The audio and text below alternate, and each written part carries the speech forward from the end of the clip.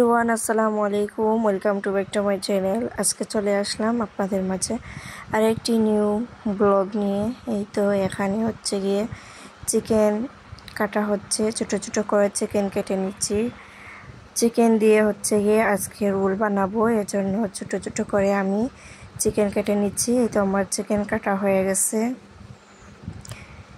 এই তো এখানে দুটো আলু নিয়ে নিছি, চিকেন দিয়ে আলু দিয়ে রোল বানাবো, এই জন্য আমি আলুও কেটে নিয়েছি। এই তো আমি আলু কেটে নিচ্ছি, ছোটো ছোটো করে কেটে নিচ্ছি।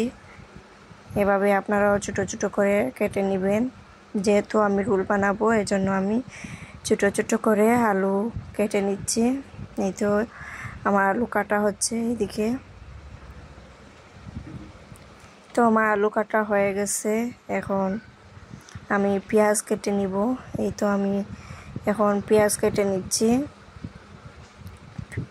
ছোট ছোট করে পেঁয়াজও কেটে নিচ্ছি। এই তো আমার পেঁয়াজও কাটা হয়ে গেছে, এখন রসুন আদা এগুলো কেটে নিব। এই তো আমার এখানে সব কিছু রেডি করা হয়ে গেছে। এখানে চিকেন ধুয়ে পরিষ্কার করে রাখা হয়েছে। এই তো সব ধরনের মশলাও রাখা হয়েছে, এখানে পেঁয়াজ আদা রসুন বাটা সব কিছু কেটে রাখা হয়েছে। আর এই যে এখানে আলু কেটে ধুয়ে পরিষ্কার করে রাখা হয়েছে। এখন আমি চিকেন রান্না করে নিব। এই তো চিকেন রান্না করার জন্য এইদিকে কড়াই বসিয়ে দিলাম। কড়াই বসিয়ে দিয়ে এখন আমি তেলও দিয়ে দিছি, রসুন আদা দিয়ে দিছি, দিয়ে এখন নাড়াচাড়া করে নিচ্ছি। এই তো আমার আদা রসুন ব্রাউন কালার চলে আসছে, দিয়ে দিলাম কেটে রাখা পেঁয়াজ দিয়েও নাড়াচাড়া করে নিচ্ছি। ডালচিনি এলাচি তেজপাতাও দিয়েছি। তো এখন পেঁয়াজ যদি ব্রাউন কালার চলে আসে তাহলে আমি সব ধরনের মশলা অ্যাড করব এখানে। এই তো আমার মশলাও অ্যাড করা হয়ে গেছে, মশলা কষানো হয়ে গেছে। দিয়ে দিলাম কেটে ধুয়ে রাখা চিকেনও দিয়ে দিলাম, দিয়ে এখন ভালোভাবে নাড়াচাড়া করে নিচ্ছি। খুবই সহজে আমি আজকে আপনাদেরকে দেখাবো চিকেন রোল কিভাবে করতে হয়, করে সাধারণত মশলা দিয়ে কিভাবে চিকেন রোল করা যায়। কোনো কিছু লাগে না, সাধারণ করে যেগুলো মশলাপাতি আছে ওইগুলো দিয়েই চিকেন রোল করা যায়। এই তো আমার এদিকে আলুও দিয়ে দিছি, দিয়ে এখন নাড়াচাড়া করে নিচ্ছি, নিয়ে ঢাকনা দিয়ে রেখে দিলাম। আবারও চলে আসলাম এইদিকে, নাড়াচাড়া করে দিয়ে এখন পানিও দিয়ে দিব পরিমাণ মতো। আলু সিদ্ধ হওয়ার জন্য পানি দিয়ে দিছি, অল্প পানি দিয়েছি। পানি দিয়ে নাড়াচাড়া করে এখন ঢাকনা দিয়ে ঢেকে দিব। ঢাকনা দিয়ে ঢেকে দিয়ে আবারও কিছুক্ষণ পর আসলাম। এদিকে আমার চিকেন রান্না করা হয়ে গেছে, এখন নামিয়ে নেব।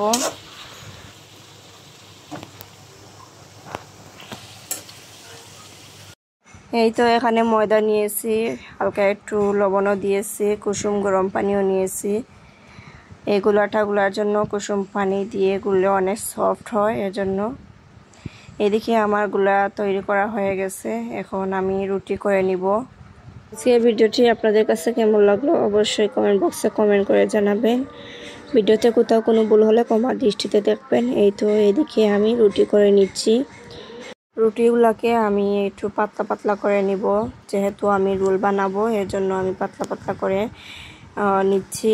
এই তো আমি রুটি বানিয়ে নিচ্ছি, আপনারা দেখতেই থাকেন। এই তো আমার রুটি বানানো হয়ে গেছে, এখন আমি ভেজে রাখা যেগুলো চিকেন এগুলো আমি দিয়ে দিলাম। এখন আমি রোল করে নিব। এই তো আমি রোল করে নিচ্ছি। এই তো আমার একটা রোল করা হয়ে গেছে, এই যে অনেক সুন্দর হয়েছে। এভাবে আমি সবগুলো রোল করে নিব।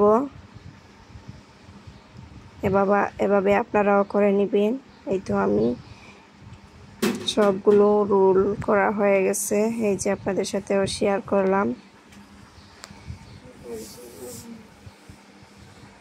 অনেক সুন্দর রোলও হয়েছে। এই যে সাথে একটা সমোসাও বানিয়ে নিয়েছি, আপনাদের সাথে শেয়ার করলাম। সমোসাটা কেমন হয়েছে কমেন্ট বক্সে কমেন্ট করে জানাবেন। এই তো আমার এদিকে রোল বানানো হয়ে গেছে, এখন আমি ভেজে নিব। তো ভেজে নেওয়ার জন্য এখানে আমি একটা কড়াই বসিয়ে দিলাম। এই তো আমি রোল ভাজার জন্য এখানে তেলও দিয়ে দিছি, রোল যেহেতু ভাজবো এর জন্য তেল একটু বেশি করে দিয়েছি। এই তো এদিকে আমার রোল ভাজা হচ্ছে। চ্যানেলে যদি নতুন হয়ে থাকেন চ্যানেলটিকে সাবস্ক্রাইব করে আমার পাশে থাকবেন। এই তো এদিকে আমার রোল ভাজা হয়ে গেছে, আপনাদের সাথেও শেয়ার করে নিলাম। অনেক সুন্দর হয়েছে, সফটও হয়েছে। এই তো সসও নিয়ে নিচ্ছি, এখন আমরা সবাই মিলে খেয়ে নিব। আপনারা যদি লাইক কমেন্ট শেয়ার করতে ভুলে যান, প্লিজ লাইক কমেন্ট শেয়ার করে আমাদের পাশে থাকবেন। আজকে এ পর্যন্ত, সবাই ভালো থাকবেন, সুস্থ থাকবেন।